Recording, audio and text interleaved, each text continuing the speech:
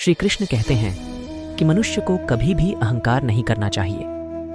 अहंकार मनुष्य से वह सब करवाता है जो उसके लिए सही नहीं है। अंत में यह अहंकार ही उसके विनाश का कारण बनता है। इसलिए जीवन में जितना जल्दी हो सके अपना अहंकार त्याग देना चाहिए।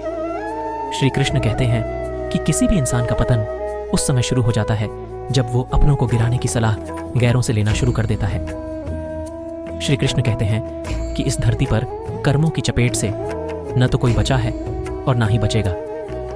जिसने जैसा किया है उसे वैसा भरना ही होगा। आज नहीं तो कल उसके कर्म उसके सामने जरूर आएंगे।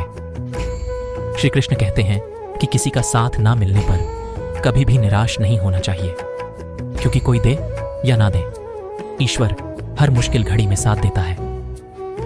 श्री कृष्ण कहते हैं कि जब अत्याचारों को मुस्कुराकर सहा जाता है तो उस इंसान का बदला भगवान स्वयं लेते हैं। इसलिए किसी भी परिस्थिति में मुस्कुराना नहीं छोड़ना चाहिए। मनुष्य का जीवन केवल उसके कर्मों पर चलता है। जैसा कर्म होता है वैसा उसका जीवन होता है। इस संसार में देखने के लिए बहुत सारे खूबसूरत स्थान हैं, पर सबसे खूबसूरत जगह है बंद आंखों से अपने भीतर देखना। सफलता खुशी की चाबी नहीं है, खुशी सफलता की चाबी है। आप जो कर रहे हैं उससे अगर आप प्यार करते हैं तो आप जरूर सफल होंगे। श्री कृष्ण कहते हैं, अनुमान मन की कल्पना है और अनुभव जिंदगी का सबक है। सच्ची खुशी तभी होती है जब आपकी सोच, कथन और कर्म में समानता हो। श्री कृष्ण कहते हैं, जीवन में कभी निराश नहीं होना चाहिए, क्योंकि कमजोर आपका वक्त होता आप नहीं। श्री कृष्ण कहते हैं, जैसे तेल समाप्त हो जाने पर दीपक बुझ जाता है, उसी प्रकार कर्म के क्षीण हो जाने पर भाग्य भी नष्ट हो जाता है।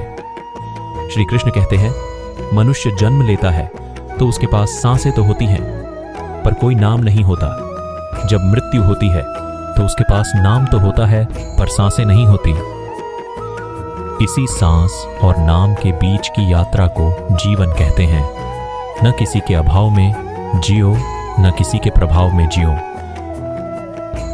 ये जिंदगी है आपकी, अपने स्वभाव में जियो। राधे राधे।